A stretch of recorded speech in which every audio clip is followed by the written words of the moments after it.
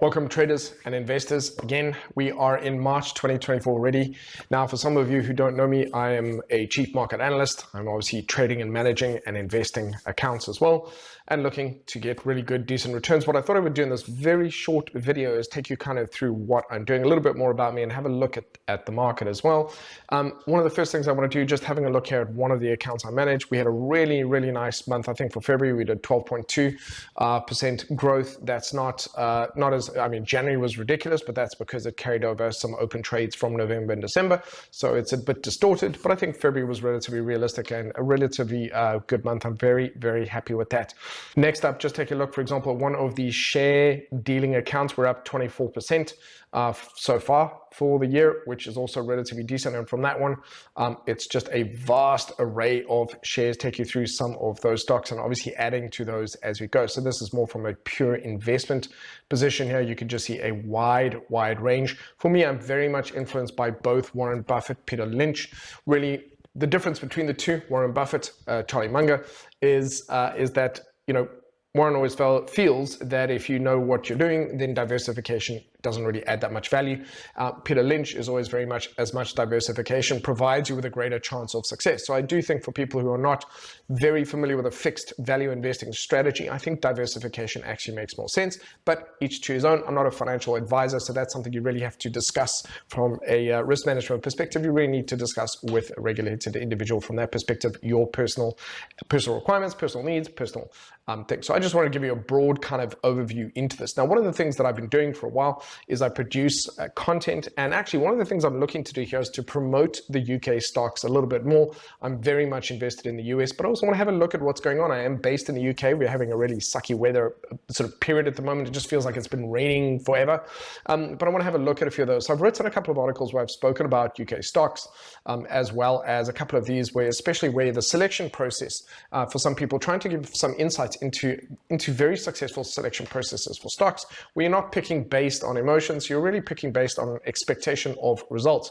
And so, for example, I've spoken here about the FTSE 100. For example, the links for these articles can obviously be included below if you want to read a bit further about them. I've especially also highlighted, for example, if I go through to another article here, highlighted ones that I really wouldn't touch with a 10-foot barge pole. And these are stocks that a lot of people seem to get attached to. And one of the things that trips people up is thinking that because a stock is cheap, that it is somehow inherently valuable, that it's a good deal. And that is just doesn't make any sense when you rationally think about it. If a stock has been underperforming for years, that is not an implication that it is suddenly going to be a star performer. That's not really how the universe works.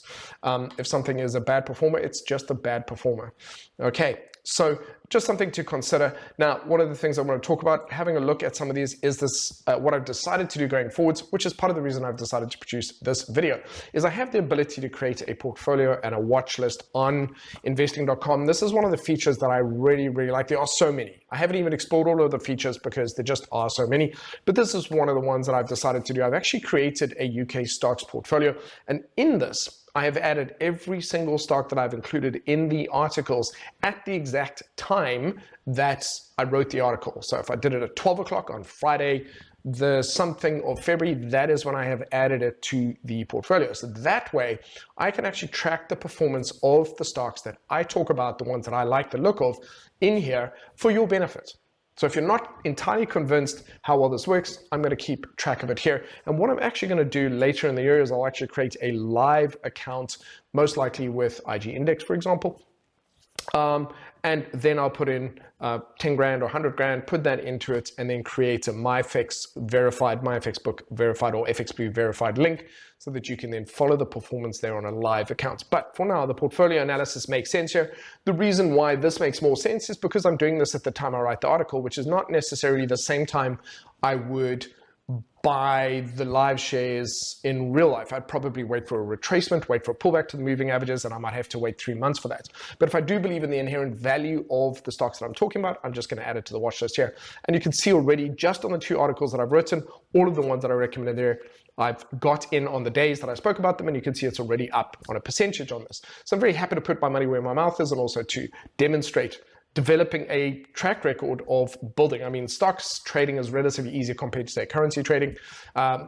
investing is much easier than day trading. These are different skills, and this one is relatively easy because you're right. If you're in a bit of a bull market, a rising tide lifts all boats. However, one of the things I want you to think about is you cannot necessarily have in one breath say that a rising tide lifts all boats and therefore the US is lifting all the stocks around the world, and at the same time think that, well, if I pick Tesla, that's going to be a particularly winning trade, because those two ideas are contradictory. You either believe that an individual stock has that ability to make you money, which means you can pick individual stocks, put them together into a portfolio of your own making and produce something amazing, or you believe that you might as well just invest in an index because a rising tide lifts all boats. So kind of try to pick a lane there when you're thinking about that sort of thing.